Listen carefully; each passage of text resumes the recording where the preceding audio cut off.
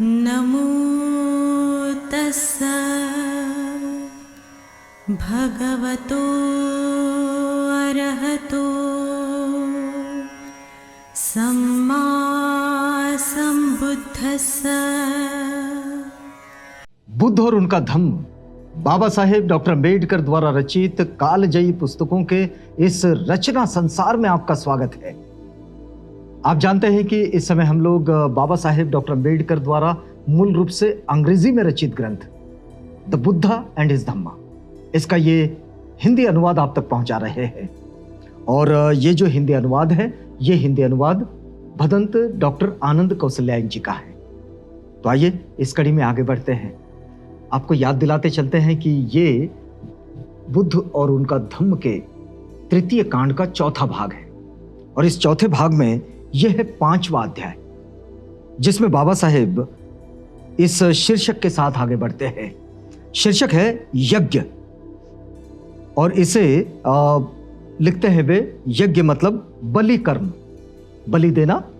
यज्ञ बलि कर्म में विश्वास अधर्म है। बिल्कुल एक वैज्ञानिक सोच के साथ बाबा साहेब इस अध्याय को लिखते हैं। जो लोग धर्म और अधर्म के चक्कर में फंसे पड़े रहते हैं, उन लोगों के लिए यह बात समझाई जा रही है कि अधर्म किसे कहा जाए, तो बलि कर्म में विश्वास ये अधर्म है। और इस बात को समझाते हैं बाबा साहेब तथागत बुद्ध की शिक्षाओं के द्वारा। आइए आगे बढ़ते हैं। बाबा साहेब लिखते हैं कि ब्राह्मणी धर्म योग्यों पर निर्भर करता था। आज भी देखते हैं यज्ञ की संस्कृति है, वैदिक संस्कृति, जिसमें यज्ञ होता है। तो ब्राह्मणी धर्म यज्ञों पर निर्भर करता था। कुछ यज्ञ नित्य कहलाते थे और कुछ नैमित्तिक कहलाते थे।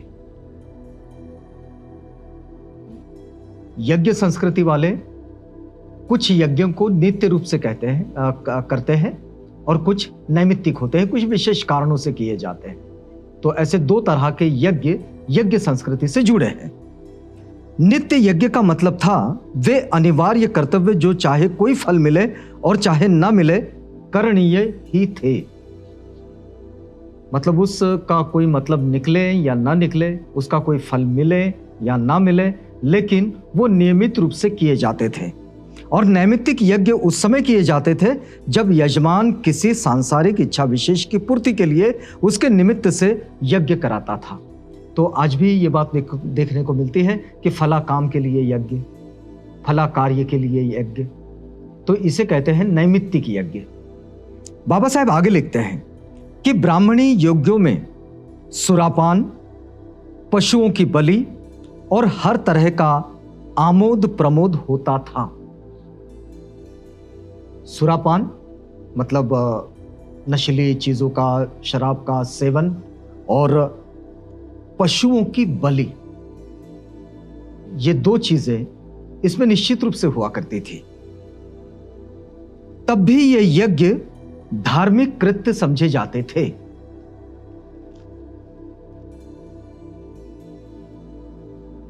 किसी प्राणी की बलि देकर किसी कर्मकांड को पूरा करना यह धार्मिक कृत्य माना जाता।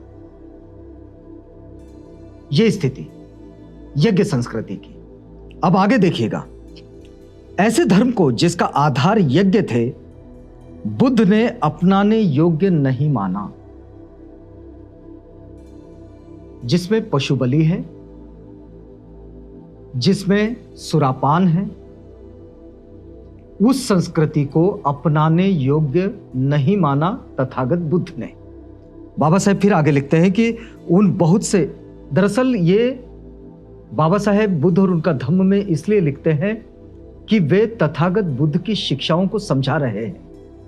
और तथागत बुद्ध की शिक्षाओं को समझाते हुए उन्हें यह लिखना बड़ा जरूरी है कि तथागत बुद्ध ने उस वक्त की प्रचलित धारणाओं को, उन मान्यताओं को क्यों नकारे।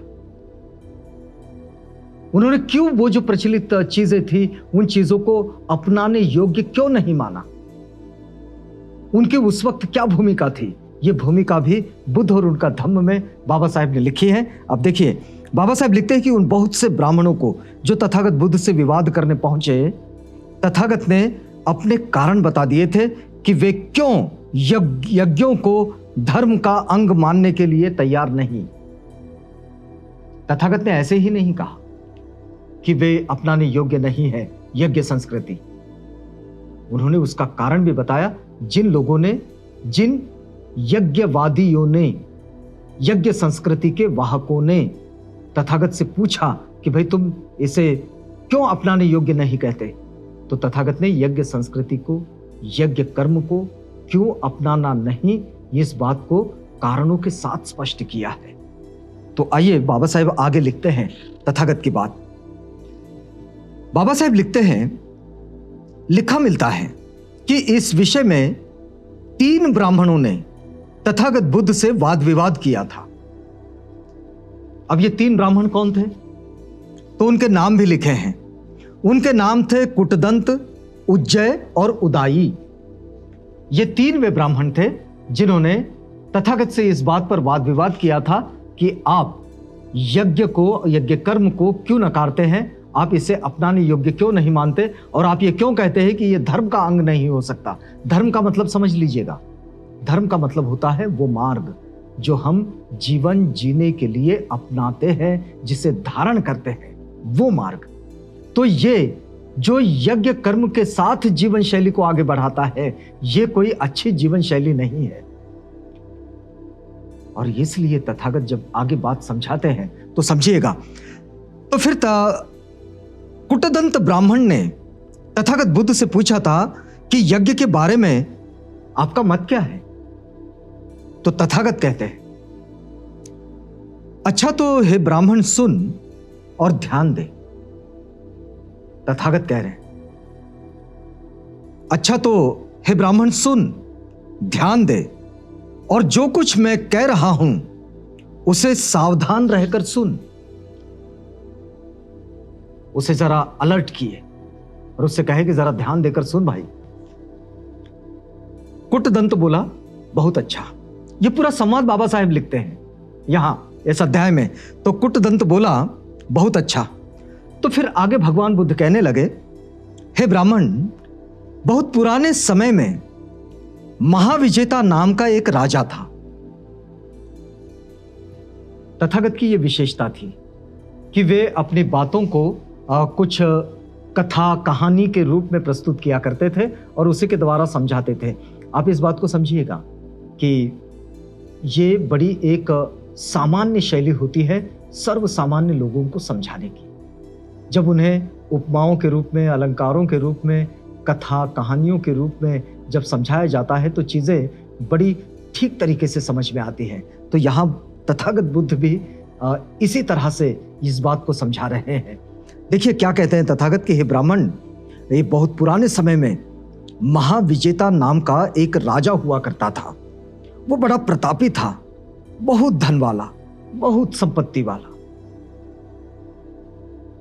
उसके पास सोने चांदी के भंडार थे, सुख भोग के सब सामान थे, धन धान्य की उसे कोई कमी नहीं थी। संपन्न था राजा, महाविजेता उसका नाम। तो उसके खजाने धन से और उसके कोटे अनाज से भरे हुए थे। उसके पूरे भंडार अनाज से भरे हुए थे और उसके सारे खजाने जो है वो धन से भरे हुए थे। अब एक बार आगे कहानी सुनिएगा। तथागत ये कहानी सुना रहे हैं कुटदंत को। अब एक बार जब राजा महाविजेता अकेला विचार मग्न बैठा हुआ था, एक वक्त की बात तथागत बता रहे हैं कि राजा बिल्कुल विचार मग्न बैठा हुआ था, अकेला था। उसके मन में बड़े जोर से यह विचार पैदा हुआ। क्या विचार? देखिएगा कि आदमी के सुख भोग के सामानों की मेरे पास कोई कमी नहीं। मैं पृथ्वी का चक्रवर्ती राजा हूं। यह अच्छा होगा यदि मैं एक महान यज्ञ करूं जो दीर्घकाल तक मेरे कल्याण के लिए हो। राजा ने क्या सोचा कि मेरे पास तो किसी चीज की कोई कमी नहीं। सुख भोग के सामान जो होते हैं, मतलब सुख वस्तु सामान जो होते हैं, भौतिक चीजें, जैसे आज के समय में हम अपने जीवन को सुख भोगी बनाने के लिए जिन भौतिक वस्तुओं को इकट्ठा करके अपने घर में भर देते हैं, वो सारी चीजें उसके पास थी। हम भी अपनी अपनी क्षमता के अनुसार ऐसा इस वक्त करते हैं।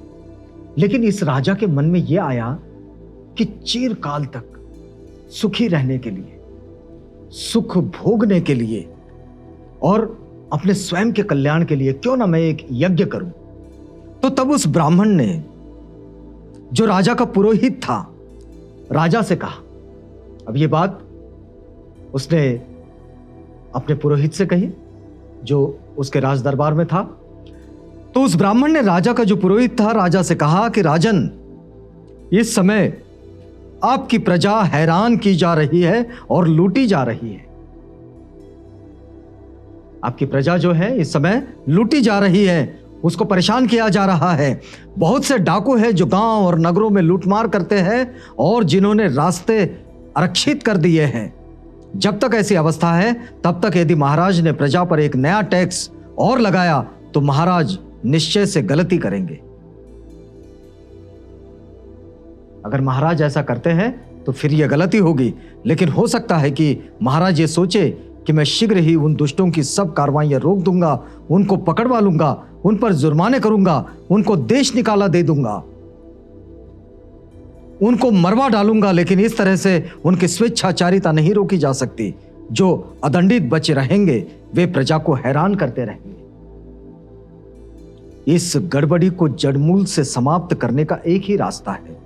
आपके राज्य में जितने भी ऐसे हो जो पशु पालते हो या खेती करते हो, उन्हें महाराज, देखिएगा, आप खाने को दें और खेतों में बीज बोने के लिए बीज दें। आपके राज्य में जितने भी ऐसे हो जो व्यापार में लगे हो, उन्हें महाराज आप व्यापार करने के लिए पूंजी दें। आपके राज्य में जितने भी ऐसे हो जो सरकारी कर्मचारी हो, उन्हें महाराज आप भोजन दें और वेतन दें। तब जब सब कोई अपने अपने काम में लगे रहेंगे तो वे देश में उत्पात नहीं मचाएंगे। तो राजा को राज्य कर से अधिक आय होने लगेगी और देश सुख और शांति का अनुभव करेगा और जनता भी खुशहाल हो जाएगी। लोग अपने बच्चों को गोद में लेकर नाचेंगे और निर्भय होकर खुले दरवाजे सोएंगे। तब हे ब्राह्मण, राजा महाविजेता ने अपने पुरोहित की बात मानकर वैसा ही किया। लोग अपने अपने काम में लग गए। उन्होंने देश में उत्पात मचाना छोड़ दिया। राज्य को राज्य कर से अधिक आय होने लगी। देश सुख और शांति का अनुभव करने लगा। जनता खुशहाल हो गई। लोग अपने बच्चों को गोद में लेकर नाचने लगे और निर्भय होकर खुले दरवाजे से सोने लगे। जब उत्पात शांत हो गया तो राजा महाविजेता ने फिर अपने पुरोहित से कहा, अब तो उत्पात शांत हो गया है, देश खुशहाल है, मैं अपने दीर्घकालीन कल्याण के लिए वो महान यज्ञ करना चाहता हूं, आप बताएं कि कैसे करूं। फिर पुरोहित ने राजा को उत्तर देते हुए कहा कि राजन, अब यज्ञ होने दें। राजन, अब आप राजधानी में और राजधानी के बाहर समस्त देश में ऐसे जितने भी क्षत्रिय हो जो आपके मालगुजार हो, उन्हें निमंत्रण दे। जो मंत्री हो, राज्याधिकारी हो, वो प्रतिष्ठित ब्राह्मण हो या जो संपन्न गृहपति हो, उन सबको निमंत्रण भेजे और कहें कि मैं दीर्घकालीन कल्याण के लिए महान यज्ञ करना चाहता हूं, आप उसकी स्वीकृति दें। तब बात और आगे बढ़ती है। तब तथागत कहते हैं, तब हे ब्राह्मण कुटदंत, जैसा पुरोहित ने कहा वैसा ही राजा ने किया। अब ये बात और आगे बढ़ती है, ये कहानी और बड़ी है। इस कहानी से आपको जोड़ेंगे, लेकिन यहां हमें रुकना होगा क्योंकि ये वक्त पूरा होता है। तो इस कहानी से जुड़ेंगे हम अगली कड़ी में। तब तक के लिए हमें इजाजत दीजिएगा।